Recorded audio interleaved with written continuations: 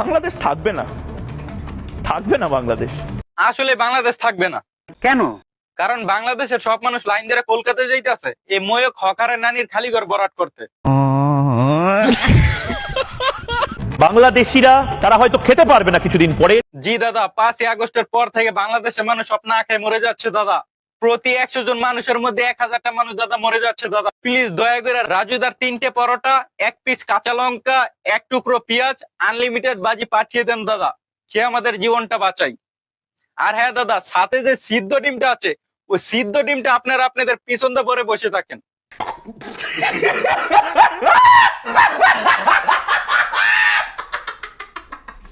থাকবে না বাংলাদেশ।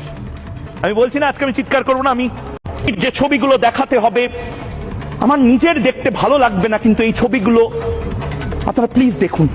প্লিজ আপনারা কেউ ডাকাডাকি করেন না, মলম বিক্রেতার ছবিগুলো একটু দেখেন। ওই দেখ।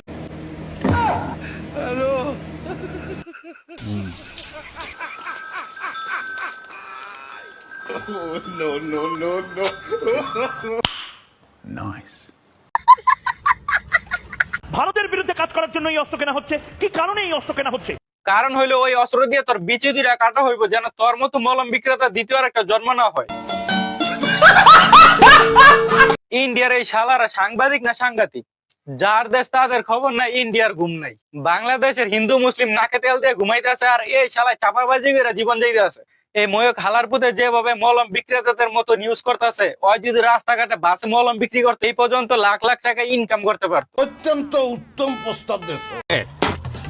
হ্যালো ভাই লোক আর ভাই লোক কি বেহেন লোক, আজকের ভিডিওটি এ পর্যন্ত। ভিডিওটি ভালো লাগে থাকলে লাইক করুন, ভিডিওটি কেমন হলো কমেন্ট করে জানান, আর আমার ফেসবুক পেজে যদি আপনি নতুন হয়ে থাকেন ফলো করে দিতে ভুলবেন না। ধন্যবাদ সবাইকে ভিডিওটি দেখার জন্য।